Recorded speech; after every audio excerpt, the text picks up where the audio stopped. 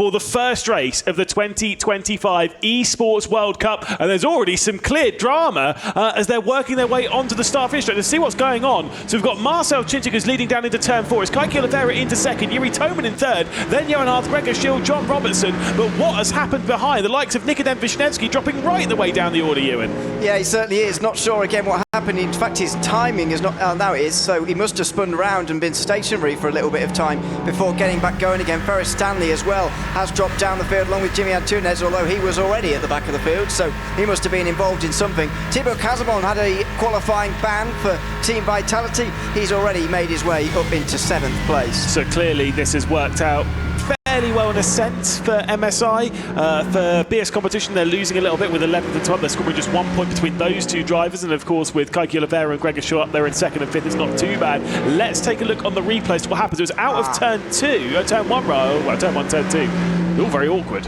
You heard on the desk 4 wide may be possible, but it's not a great idea, and that's why Nikodem Wisniewski was the one on the very left-hand side. I don't think he could have done very much about that, but they were certainly 4 wide for a moment there, and you're just never going to fit through turns 1 and 2 quite like that, and that's exactly what happens. We've seen it time and again. We saw it last time we were here 1 year ago. Yeah, it was Vitality. Back when we only had 2 drivers per team per race, both of the Vitalities got knocked out, which was, well, they got knocked to the back of the field, I should say. So, yeah, unfortunate for them on this occasion again. Certainly so. Well, here we'll have a look down the inside. We're riding on board with Thibaut Casabon, trying to make the move on John Robertson's got it a little bit too deep, and there was definite contact on the exit of the corner there. I think that might have been Robertson trying to get the up and under. Jamie Fluke is now into the mix. He's got 2 MSIs directly behind him in Fluke and Robertson, but Thibaut Casabon now up to 6th position. Here comes a look to the inside though as Kaiki Oliveira is going for the race lead. He's trying to battle with Marcel Cinchik. They've gone side by side for the first corner, leading between the pair of them. It's through wide and opening the door. Yuri Toman is going to work his way through. He just saw them both take each other off the road in front of him and slip straight through. Yuri Toman into the lead, Cinchik into 2nd, and Johan Hart takes advantage as well to move up to 3rd for MSI. Kaiki Oliveira has to tuck back into line with Gregor Schill right in behind him, so 2 BS competition drivers are indeed in the top 5 at least, but no longer challenging for the lead. That has not worked out for Kaiki Oliveira. Something that Yuri Toman doesn't really have on his side when it comes to the record books. It is more so the lack of victories that he's got. That was a superb move from him to take over the lead. At the end of today, because of the 3 races this group's doing, Yuri Toman will have completed more races than any other driver in R1's history. It will be up to 134. Josh Rogers has 133. However, when it comes to the difference on victories, Josh Rogers has 42. At the moment, Yuri Toman has 8. Yeah, it's an insane difference. Josh Rogers wins about 1 in every 3 races. Toman just 6% of his races done so far. Can he just nudge that average up a little bit here with a 9th victory in history? Be very, very positive for him indeed if he can. This is Gregor Schill we're on board with at the moment. As I mentioned before, he does have good experience on sim racing platforms, but not particularly this one. He's hanging on at the moment though in 5th place. His teammate in front of him, Kaiki Oliveira, starts to look at getting that podium back again, which he held only a lap ago. Down into the final corner, not here. There's a big front straight coming up just afterwards. Was there always going to be a switch between those 2 Vitalities at the front? We'll have to drop back to that in a second. Here's Ferris Stanley involved in the fight with Jimmy Antunes. So the 2 of these that have had drama involved in that incident we saw there on the first lap. And this final couple of points could be very, very important. 10th place in this gives out 2 points, 11th place gives out 1, and the final position on the grid gives out absolutely nothing. Defensive line coming in from Kaiki Oliveira, rather attacking as he gets past Johan Hart. So it's Kaiki Oliveira in 3rd, Hart behind, and Gregor Schill searching for his first podium in 5th. Oliveira looks quick, doesn't he? Even though he couldn't quite get through for the lead a few moments ago, he does look quick. That didn't take too much effort at all. Now the key thing for him is going to be, can he work his way up to the 2 Vitalities and then maybe past them? I think the reason why, by the way, they didn't do the swap that you previewed a couple of moments ago was because it might cost them just that little bit of time that invites Oliveira back into the fray. Yeah, Chinchik has 17 victories in the 128 races that he's done in R1. He is a strong competitor, and among all of that, he is a Drivers' Champion in a season in the past. He's our first ever Drivers' Champion in this competition, and at the moment sat directly behind his teammate. For Vitality, though, as a driver, it doesn't actually matter, though. That's the thing, is that, yes, of course, as the MVP award, I get that, but realistically, for a driver right now, the single most important thing is for you to score as many points for the team. If the driver directly ahead of you is your teammate, there is no benefit to the team whatsoever to there being a position switch unless Chinchik has more pace than Toman and could clear off into the distance. Exactly, that's where the tactics come into it. It's not only, as you say, it's not a Drivers' Championship, so it doesn't theoretically matter, but tactically it might make sense at some point to switch those two drivers around. Maybe there's another two that will need switching around in teammate land as well later on. We'll see whether that comes to the fore, but you know, for example, Jamie Fluke and John Robertson are together at the moment. They're probably going to be F that way round, though. Wisniewski might well get past Stanley as well, though, because he's probably BS competition fastest driver, maybe with the exception of Kaiki Oliveira. So we'll see how they play it. But for now, Toman leads 0.2 of a second again. Are they going to coordinate the switch now? What's Johan Hart going to do from 4th place? He's flashing lights, so we can see here in the bottom right, there was a little look over the shoulder at BS competition. I think the flashing lights from Johan Hart was actually, I'm not going to fight you because I want to be able to close up and I want to go for this race victory here. But a really interesting look. There's Team Redline watching on. Jeff Rietveld on the left, Sebastian Job on the right. That probably gives away for the car. There we go. So yeah, obviously keeping an eye on what's going on. Why not? Exactly.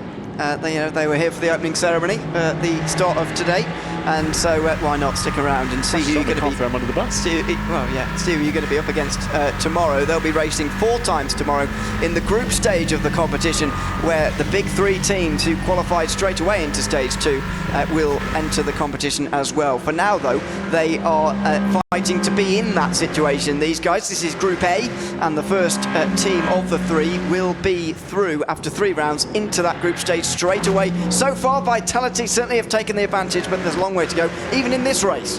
Saw there Haniyovsky behind Robertson, Fluke and Kazabon, so still some positions potentially here to be made up for Vitality, who are holding a very strong position in this race at the moment. Big hit on the wall, though, for Johan Hart on the exit there of turn 17, and that's going to cost him all the way down to 22. It's not going to make a move for Gregor Schill, but it's just dragging that BS competition car right back into the mix, and he is the highest point scorer at the moment, obviously, in this race. He's the highest position MSI car in this race. Really, really important for him to maximise this position, because his teammates aren't really there to help at the moment. No, his teammates are actually scoring less points cumulatively between the 3 of them than he is on his own at the moment. Johan Hart's got 13. Fluke would score 6 from there, Robertson 4, Antonez 2. You do the maths, that's 12 between them. So they are, in trouble at the moment, MSI, as Yuri Toman and Marcel Chinchik get closer than ever here. The teammates are not going to fight too much, but they might well coordinate a swap here. Is Marcel Chinchik going to be allowed to take victory, or will it be Yuri Toman instead? No, Chinchik's going to push his teammate, and at the moment they're pushing themselves away from the rest of the field. Kaiki Oliveira cannot keep up. Certainly not, but again, it's getting very close back here, and we can see some of these very tight fights up and down the order. It's been a pretty exciting opening race. We've completed half race distance. We've still got 4 more laps left to go, and like you say, it's going to have to be a tactical master. It's got to be Yuri Toman getting that good pace, because at the moment that gap is about a second between Chinchik to Oliveira.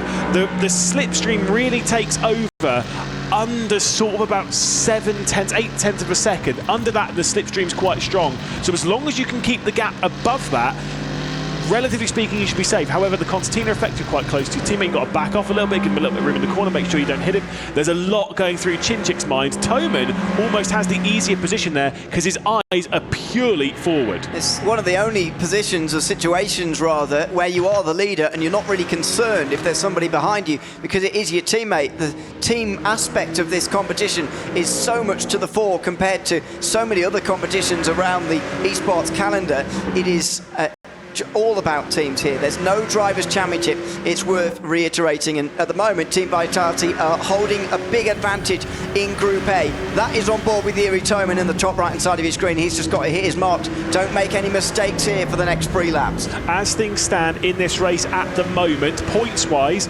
Vitality would have 56 points as they run round the circuit. BS Competition would be in second in the group on 27 points, and MSI would have 25. Of course, for those that are battling second and third, basically the way this works is if you are the lowest place, lowest point scoring third place team, you are out today. So even if you're going to be one of those drivers where maybe this is it, you've got to make sure you're in it. And wow, that is quite a sweaty brow. He is sweaty there. It's Coach Kaki Oliveira. We said it's an aircon studio and stage. Well, it is, but clearly not enough for these guys. Kaki Oliveira's got a coat on. What's he doing?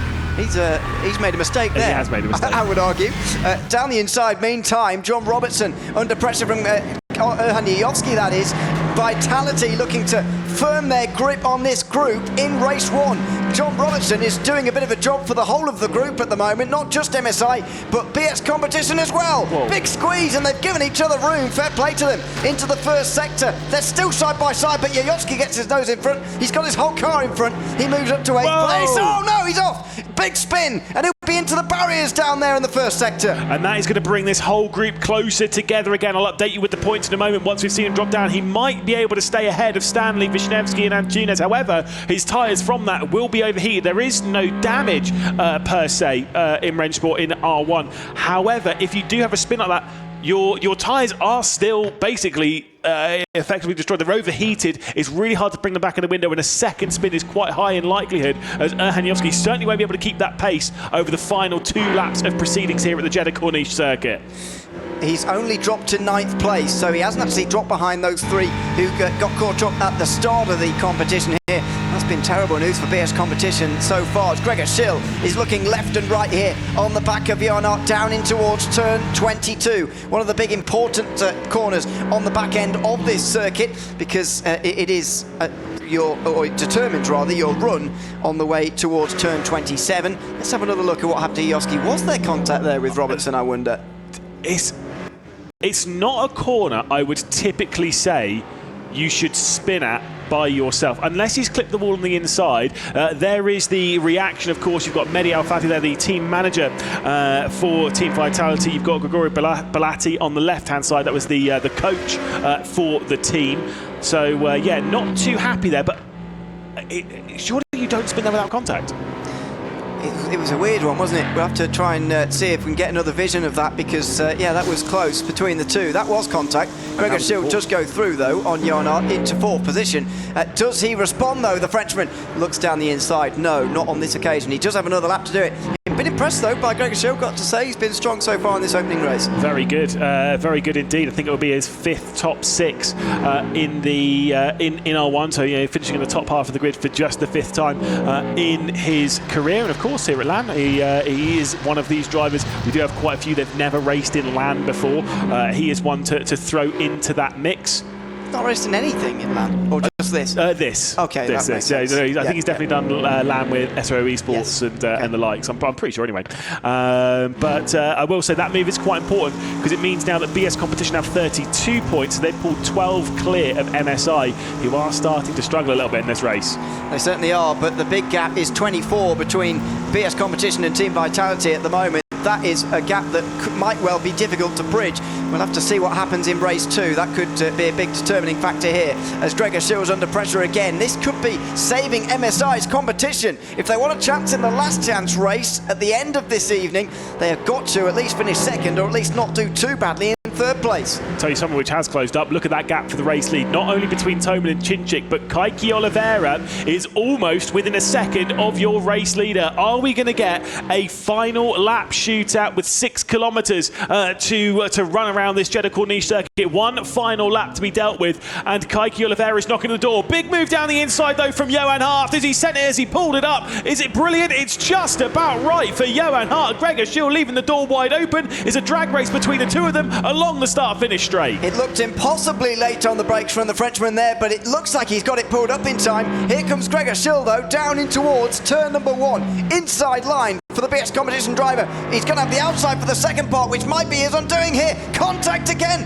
They managed to keep it on the straight and narrow. They're still side by side out the corner. And it could get better for Vitality as well. Thibaut Casamon's closing his way in. They head down towards turn 4. They drop back into single file, and now Thibaut Casamon is knocking at the door with Gregor Schill and Johan Hart as well. The 3 teams that battling in this group now on your screen as Kaiki Oliveira is closing up the race lead. I'm not sure he's going to have enough time to actually go on the attack, by the way. He needed that to do that a few laps ago, really, but look at this for Thibaut Casabon. He's gained 6 places already. Wants the 7th now. He's all over the back of his countryman Jan Art in towards the bottom end of the circuit. That's turn 13, the bank left-hander. He can't go through there. It's all going to happen towards turn 22 and maybe the final corner as well. Certainly so. I think Chinchik might have backed off his teammate, by the way, at the race to defend from Oliveira, but you can't take your eyes off this fight right here. It's so good. Thibaut Casabon now knocking right at the door. He's only got 2 opportunities left to go. Then we come out here at turn 17. The next overtaking opportunity is at 22, and then that final corner at 27. Casabon's run wasn't good enough there out of turn 17, so he's not going to go through. Art's not really close enough to Schill, but look at this at the front of the race. Yuri Toman has only won once so far this season. Took him 7 races to do it in 2025. 7 rounds, I should say, to do it in 2025. He might well double that tally this year with a victory here if Marcel Chinchik lets him. Yeah, I think he'll be able to hold this one all the way to the line. It'll be a 3rd victory on LAN as well. His percentage may not be great across the entirety of stats when it comes to race victories versus races done. It's at 6%. It's half that at LAN. Well, at least he can chuck another one in the mix. As a 3rd victory at LAN, it is a 9th victory overall for Yuri Toman, as it is Vitality taking first blood in the Esports World Cup with a mighty 1-2 at the Jeddah Corniche circuit. And look at that over the line. Casabon can't quite make it any better. He gets 6th place, and that is 6 places gained from his qualifying ban at the start of the day. MSI will be wounded after that one, unfortunately. They will be at the bottom end of the group of 3 after race 1, but it's advantage Vitality. They did what needs to be done. Any 1-2 for any team is going to get you a big, big points haul. And